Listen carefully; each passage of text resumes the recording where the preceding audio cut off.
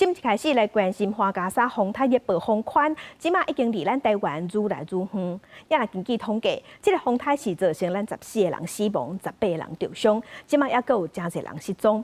灾情上介严重的是伫花莲县的光复乡，因为马太安溪放水湖水规个溢出来，冲到水尾，造成光复乡规大片拢淹水，真侪人是赶紧走去2楼、3楼去避。因为即马淹水阁停电，交通嘛受阻碍。大高线马太安溪桥已经断去啊，第11线花莲大桥即马是先封起来。滚滚泥流灌入去超市，货架商品大多晒坏，店员抓茶帮向前行，先保命。冲上来了，冲上来了，真的很夸张哎！花莲光复水严重近一站楼，因为大水冲过来，串流水势大土石一直传涉，惊人地面淹没在前。啊，桥不见了，桥掉了，桥掉了。咱前的马太湾溪桥一日把雨泥流冲断去，过桥落伫个溪流内底，在场的监控人员马上上车催油门都离开。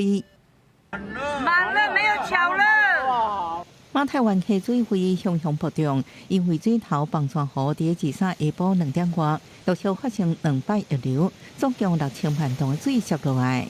哇！你比刚才的还大啦，已经高了1米多了。现在，你看，很像浪啊！大水伫冲光复乡市区太巴弄甲北湖村这的住路，拢被淹去，这湖人人袂负反应。只好破安条啊，好佳在最后平安得救，惊险为民亲像灾难电影。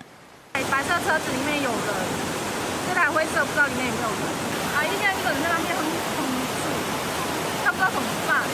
哟，怎么办啊？光复乡怎么变下？民众拢人气，毋敢相信乌线泥流直接冲破家门，拢是水。我的天哪！我的妈！都要淹过来了啦！有后生抱行动不方便爸爸到厝顶避难，有人的轮椅被冲走，下半身拢是落古霾啊。我现在都没有东西可以扶，我就用这个椅子。花莲县长徐正辉今日坐镇指挥中心表示，大同水门甲大安水门拢开，成功将大水引导等于光复溪。东湖一带昨暗时水势已经退，暗过淹水阁停电，交通不方便。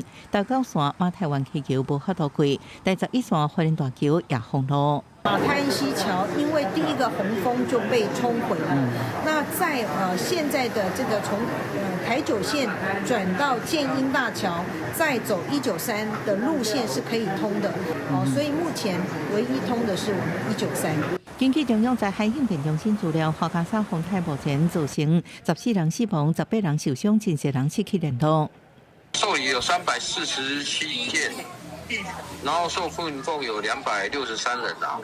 那目前我们持续进行的一个搜救哈。一直到拜三透早，当地也一直落雨，国团会严格戒备监测，灾民5万家园沿赶紧回归正常。记者综合报道。